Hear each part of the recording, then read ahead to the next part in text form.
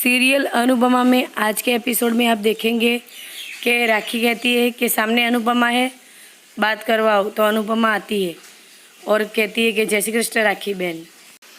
राखी कहती है सॉरी अनुपमा, तुझे मेरी बात से बुरा लगा होगा, पर मेरी किंजल की खुशी जिसमें मैं वही करूँगी। आई फील कि तुषु और किंजल की खुशी इसी में ही है। अनुपमा कहती है कि मैं समझ सकती हूँ राखी बहन, पिछले कुछ दिनों से हमारे घर में जो कुछ भी हुआ हो रहा है उससे कोई भी माँ अपनी बेटी के लिए ऐसा ही सोचेंगी जो आप कह रही थी। हर कोई चाहता है कि उसका परिवार साथ रहे, पर साथ रहने से मन दुख हो जाए तो ऐसे साथ रहने से क्या फ़ायदा।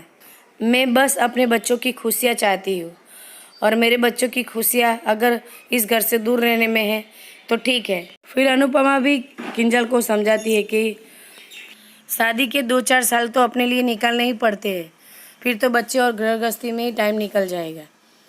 फिर अनुपमा जाती है और राखी कहती है कि देखा, अब तो तुम्हारी प्यारी मम्मी ने भी परमिशन दे दी, अब तो पूरा घर मान जाएगा। यहाँ पर अनुपमा और लीला टहलते हुए जाते हैं। वहाँ पर भावेश सामने मिलता है तो अनुपमा कहती है भावेश तू? तो भावेश कहता है कि हाँ, मैंने छोटा सा बिजनेस शुरू किया है अचार का। मम्मी न बोर हो रही थी घर पे बैठे बैठे, तो अचार बना के देती है और मैं इधर छोटा सा बिजनेस करता हूँ। अनुपमा कहती है ये तो अच्छी बात है।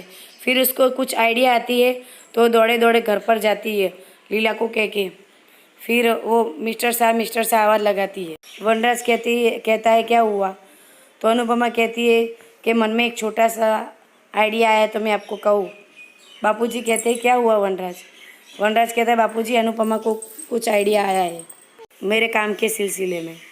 उतने में वहाँ पर काव्या भी फ़ोन पर बात करते हुए आ जाती है और फिर बापूजी कहते हैं कि वो तो ऐसे ही आइडिया कह रही है। वनराज कहता है अनुपमा ने कोई आइडिया सोची है तो एक बार सुन तो लेते हैं। काव्या कहती है क्या सोचा है, किस बारे में? अनुपमा कहती है कि मैं ये सोच रही थी कि आपके दोस्त जो कैफ़े बेच रहे हैं उनसे आप कैफ़े का थोड़ा सामान खरीद लें। अगर जगह का बंदोबस्त हो जाए तो आप अपना कैफ़े खोल सकते हैं। बस ऐसे ही सोचा था। काव्या कहती है कि चीनी का डब्बा नहीं खोलना है, कैफ़े खोलना है, कैफ़े। काव्या अनुपमा को उल्टा सीधा सुना रही होती है। फिर काव्या कहती है चलो भी चलो। फिर वनराज रुक कर कहता है कि तुम्हारा आइडिया अच्छा था अनुपमा, पर काव्या भी सही थी। चलो मान लिया कि मेरा दोस्त कैफ़े का सामान दे देगा, पर जगह तो चाहिएगी ना। वो हम घर की छत पर तो नहीं खोल सकते हैं ना कैफ़े।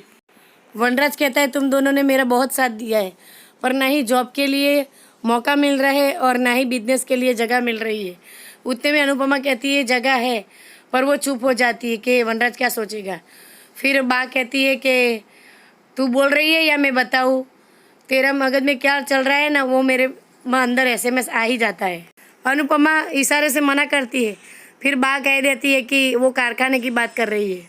वनराज कहता है ग्रेट आइडिया, पहले मैं एक एम्प्लॉय था, अब मैं ओनर बन जाऊंगा। बापूजी कहते हैं अनुपमा ने आइडिया दिया है, एक बार बहू की भी सलाह ले ले, काव्या से एक बार पूछ ले। काव्या मना करती है। फिर वनराज कहता है कि आइडिया अनुपमा का है इसलिए तुम मुझे मना ही करोगी, पर एक बार मेरे नज़रिए से देखो और मेरे बारे में सोचो, ऐसा मौका बार बार नहीं मिलेगा। काव्या कहती है फाइन।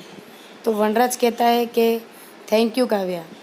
फिर काव्या कहती है ठीक है वी, मैं तुम्हें रोकूंगी नहीं, पर मेरे से कोई उम्मीद मत रखना।